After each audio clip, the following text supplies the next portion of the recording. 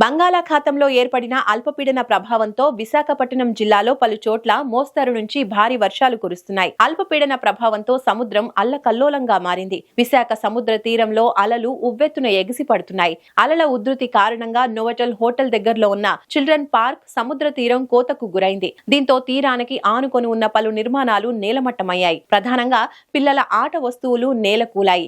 ప్రధాన foot bridge బీటలు వారింది. దీంతో విశాఖ వాసులు భయాందోళనకు గురవుతున్నారు. దీనిపై మరింత సమాచారం మా ఉత్తరాంధ్ర ఇన్ఛార్జ్ దుర్గా ప్రసాద్ అందిస్తారు. వరుస అల్పపీడన ప్రభావాలతో తుఫానుతో విశాఖ సాగర్ తీరం అయితే కోతకు గురవుతున్న పరిస్థితి గత 10 రోజులుగా కనిపిస్తుంది. ప్రధానంగా విశాఖలోని ఆర్కే బీచ్ నుంచి అటు సాగర్ నగర్ వరకు అలల తాకిడికి అయితే సాగర్ తీరం అంతా కూడా కోతకు గురవుతున్న పరిస్థితి కనిపిస్తుంది. అయితే ఈ తీవ్ర అల్పపీడన ప్రభావంతో ప్రధానంగా నోవటల్ ఎదురుగా ఉన్న చిల్డ్రన్స్ పార్క్ అయితే ఆ పూర్తి స్థాయి కుదేలైన పరిస్థితి. అలల తాకిడి ఉధృతికి కెరటాల తాకిడికి ఆ పరిస్థితి అంతా కూడా ఆ నేలమట్టమైన పరిస్థితి. ప్రధానంగా చిల్డ్రన్స్ పార్కులు ఎక్కువగా పిల్లలు ఆడుకునే పరిస్థితి ఉండేది. ఆ పార్క్ అంతా కూడా అలల తాకిడికి అయితే కిందకి పడిపోయిన పరిస్థితి ఉంది. ప్రస్తుతం అయితే ఈ పార్కును సందర్శకులు చాలామంది విజిట్ చేస్తున్నారు. సో ఒకేసారి ఈ ప్రాంతం అంతా కుదేలు అవడంతో స్థానికంగా ఏ విధంగా ఫీల్ అవుతారో అడిగి తెలుసుకుని ప్రయత్నం చేద్దాం. మనం ఎట్లా ఒకేసారి బీచ్ అనగానే అంత అందంగా ఉండే ఈ ప్రాంతం ఎక్కువగా చిల్డ్రన్స్ వచ్చేసి పార్కు. సో ఈ కెరటాలకి ఈ విధంగా పడిపోవడం మీరు ఏ విధంగా చూస్తారు? నార్మల్గా ఏ స్ట్రెస్ ఉన్నా ఏమున్నా అందరూ వచ్చేది బీచ్కి.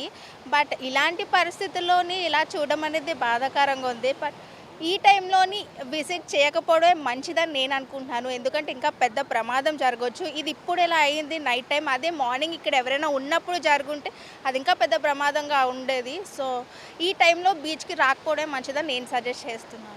గత కొంతకాలంగా ఎక్కువగా ఈ తుఫాన్లు కానీ అల్పన రావడంతో ఎక్కువగా బీచ్ అంతా కోతకు గురవుతుంది. అటు కోకోనట్ ట్యాంక్ కానీ గతంలో నోవట్లేదుగా పార్క్ కానీ. సో దీన్ని ఏ విధంగా చూడొచ్చు, ప్రభుత్వం దీన్ని ఏ విధంగా చర్యలు చేపట్టాలని మీరు కోరుకుంటారు? ఫస్ట్ మనకి ఆల్రెడీ ఇక్కడ వస్తుందని ఇన్ఫర్మేషన్ ఉంది కాబట్టి, కోస్టల్ నుంచి వస్తుంది కాబట్టి కొంచెం ముందుగానే జాగ్రత్త తీసుకొని ఉండుంటే ఆ టైంకి ఒకవేళ మార్నింగ్ అయి ఉంటే ఎవరు ఈ టైంకి రాకుండా ఉండేవాళ్ళు కాదని నేను అనుకుంటున్నాను. ఎందుకంటే ఇంత అయిన డ్యామేజ్ కూడా చాలామంది ఇప్పటికే వస్తున్నారు చూడడానికి ఎలా డ్యామేజ్ అయిందనైనా. సో అది కొంచెం కేర్ తీసుకుని ఉంటుంటే బాగుండేది. ముందే జస్ట్ ఇన్ఫర్మేషన్ ముందే ఇచ్చి ఉంటే బాగుండేది. అంటే గత కొంతకాలంగా కోత అనేది బీచ్ సాగర్ తీరంలో కెరటాలు ఉవ్వెత్తున ఎగడం కానీ కోత ఎక్కువ అయింది. నోవటల్ ప్రాంతం కానీ సాగర్ నగర్, ఒకప్పుడు గతంలో భీమిలి సాగర్ నగర్ ఎక్కువ ఉండేది. ఇప్పుడు ఆర్కే బీచ్ మొత్తం కూడా కోతకు గురవుతుంది. సో కోకట్ ప్రాంతంలో కూడా ఆ చెట్లు కూడా కిందకి పడిపోయే పరిస్థితి ఇప్పుడు వచ్చింది.